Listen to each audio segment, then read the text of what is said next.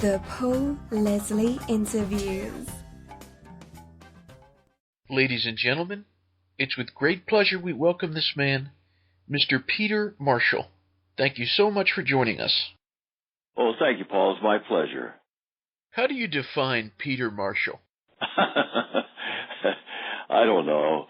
I've just done so doggone many things, but I would define myself, my friends call me the boy singer, so basically I'm a singer. I've done an awful lot of stuff. You know, I was with the game show, and then I was part of a comedy team for many years, and I've done a lot of acting, but I'm a singer. That's basically how I would describe myself.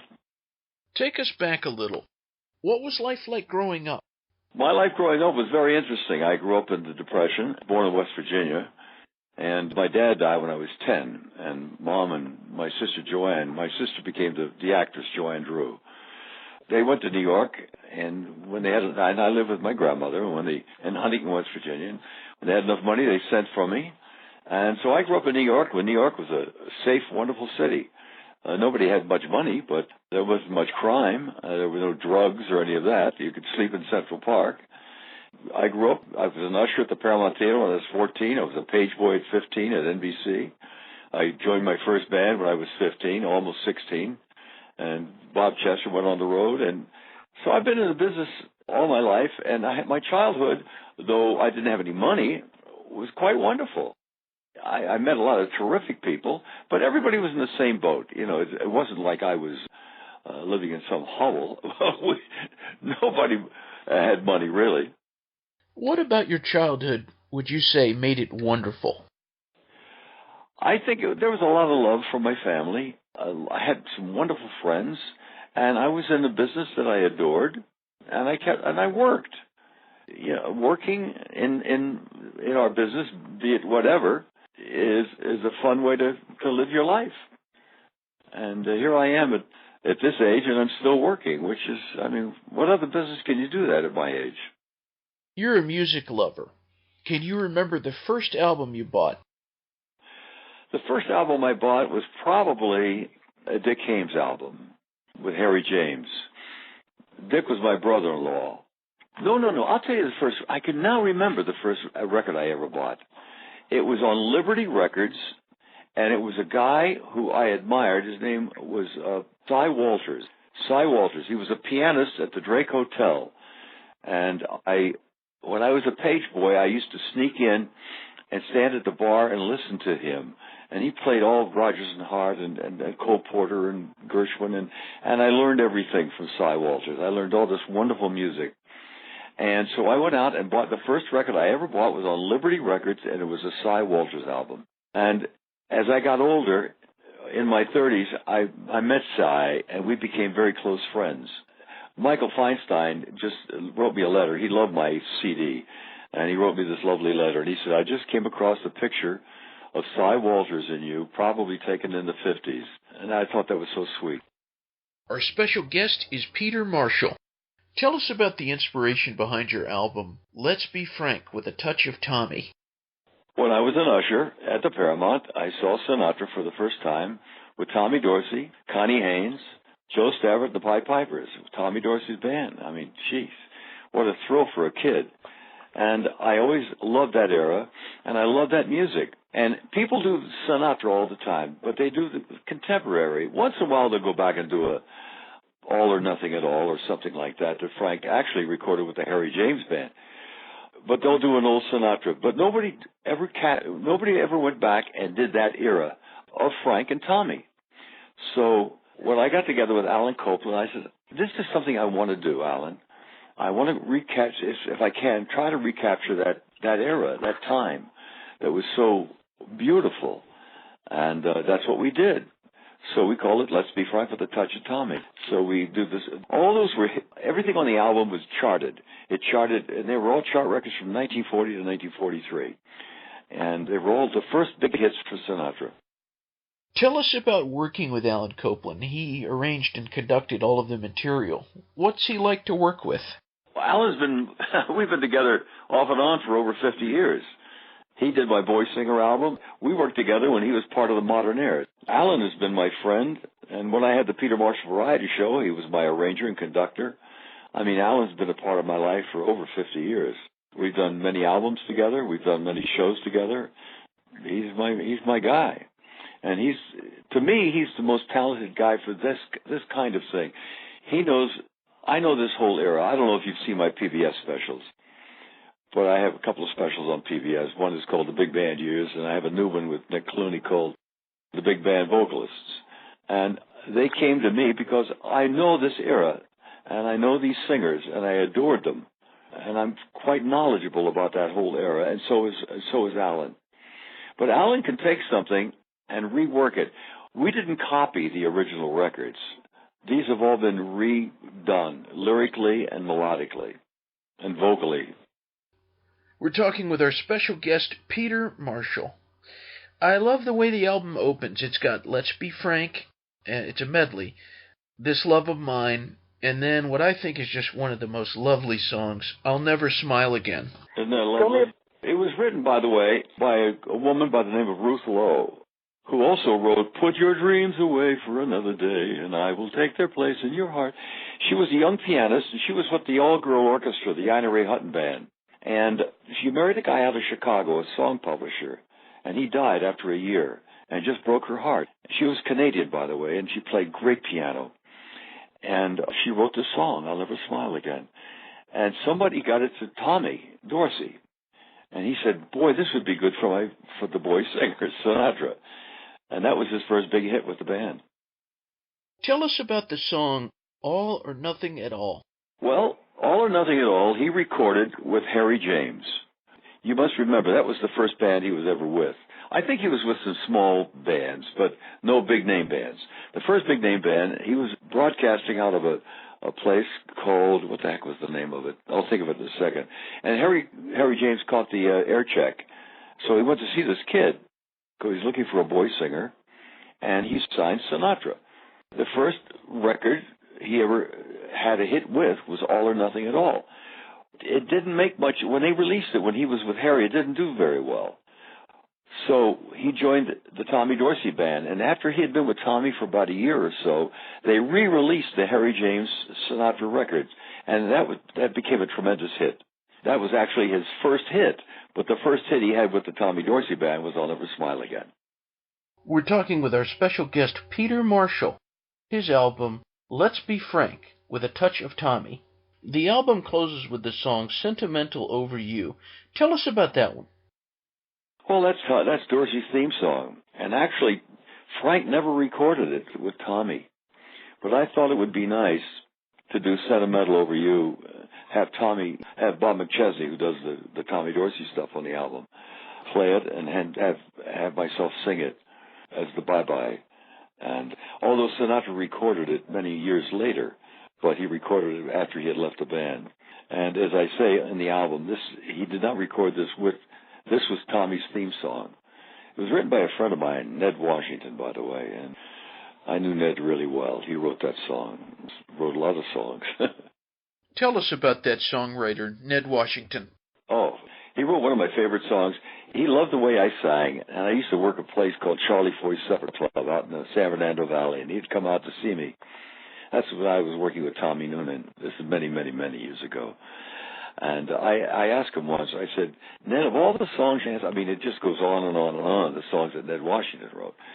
He said, I wrote a song with Victor Young, and it's my favorite song, but it was never a hit. And it's called 100 Years from Today. Do you know the song, Paul? I'm not familiar. It goes, don't save your kisses, pass them around. You'll find my reasons logically sound. Who's going to know that you've passed them around 100 years from today? It's an old Saloon song. I do it in my act, by the way, and because I talk about Saloon singers, and I talk about Ned Washington and Sonny King, who you probably never heard of, was one of my favorite Saloon singers. In fact, I got a review once. My favorite review, I've had bad reviews, I've had good reviews, but my favorite review I ever had was a guy in Vegas. He said, my favorite Saloon singers are Sinatra, Tony Bennett, Peter Marshall, and Sonny King. And people don't remember Sonny King, but he was my favorite Saloon singer. He was Dean Martin's roommate when they were both young in New York. In fact, he's the guy that got the money to have Dean's nose fixed. Oh. Yeah, and a lot of that persona of Dean Martin is really Sonny King. He was like Dean, and they were both tough guys, by the way. They were really tough guys, but funny and cute and wonderful. And Sonny would sing 100 years from today. Yeah.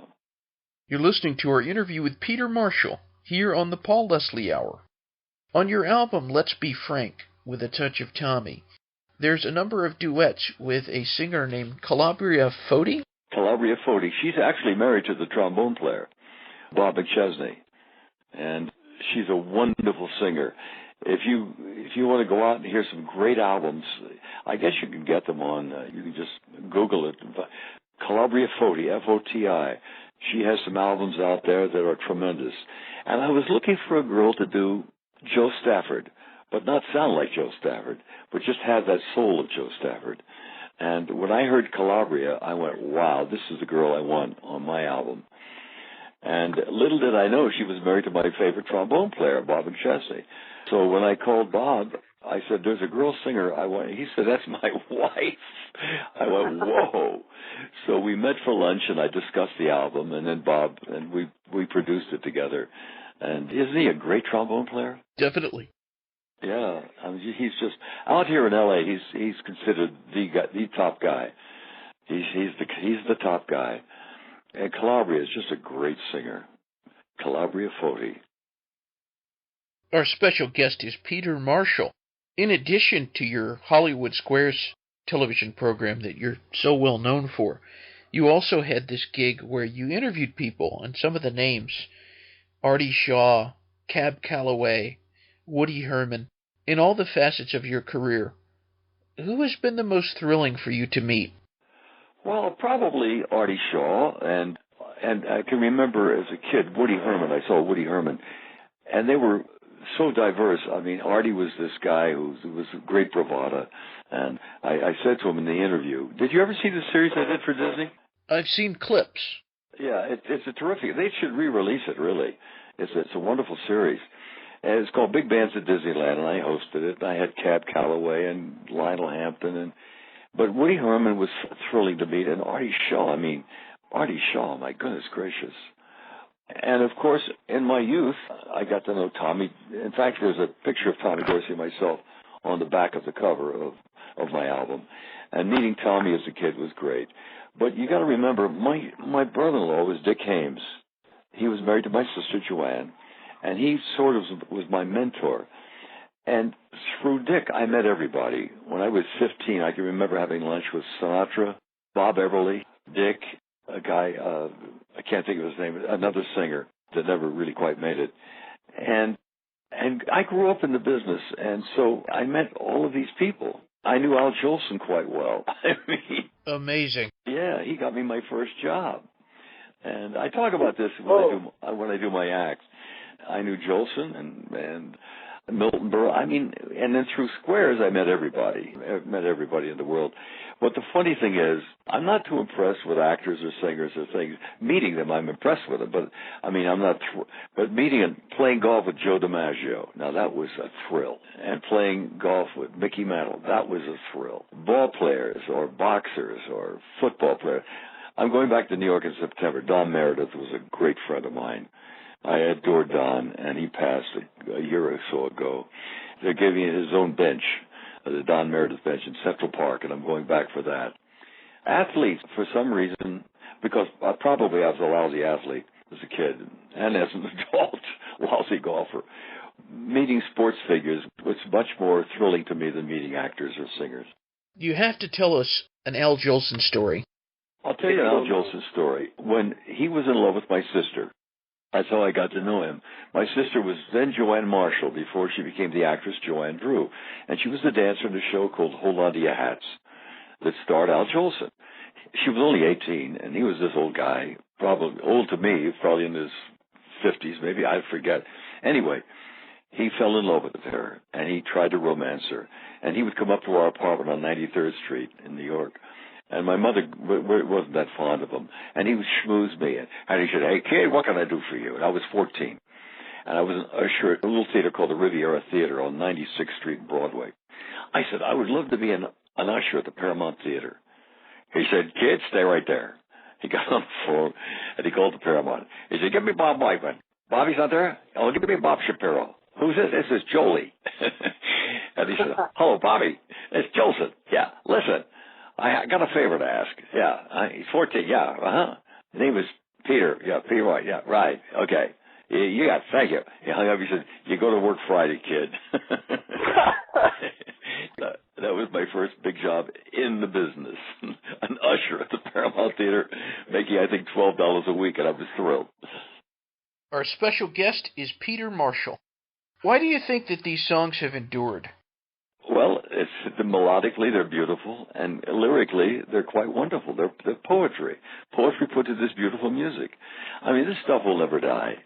People will find another handle on it. I mean, even McCartney just recorded a whole thing of this kind of music. I have no idea what the children of today are going to be playing in 40 years, 30 years, all this terrible music that's around. But the music that I love, which is from the turn of the century, even the old vaudeville stuff, go back to Billy Rose, all that stuff, all the way through, up through the 30s and the 40s into the 50s, that is just music that'll be here forever. And of course, all the great Broadway music that we had in the 30s, 40s, and 50s and 60s. I mean, I was on Broadway in the 60s. I started with Julie Harris in a show called Skyscraper, and Sammy Cahn and Jimmy Van Heusen wrote me all these beautiful songs. And they'll be around forever and ever. What is the best thing about being Peter Marshall? Oh, gosh. I have so many positives. I'm married to this wonderful woman. I got 4 great kids. I got 12 great grandkids. I got 12 great grandkids. I've got 4 great grandkids. I have good buddies. I've had a fun career. I'm still working, still healthy. I still look pretty good. I mean, what's not to be happy about? All of the listeners can visit the Peter Marshall website. It's boysinger.com.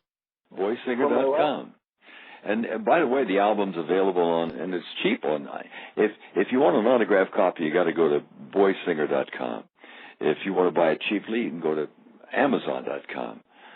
It's just been released in Japan, and just got a magazine. It's called In Tune Magazine, the international, from London, and there I am on the cover. So the album is doing really wonderfully, and I'm just thrilled with it, Paul. I really am. My last question for Peter Marshall. What would you like to say to anyone listening in? What am I going to say to all the people listening? Well, keep listening to this good music, because it's a great way to get through the day, I guess. You know, I've been on radio for many years. I do a show called Music of Your Life, and we're at about 50-some AM and FM stations, but we're also online like you are all over the world. And people they'll ask me questions about different singers and things. And so just listen to this music, and if you love it, try to get your kids interested in it. Thank you very much, Mr. Marshall. It's been a great pleasure. Thank you, Paul. It's been my pleasure, and keep playing this music, and I thank you for calling.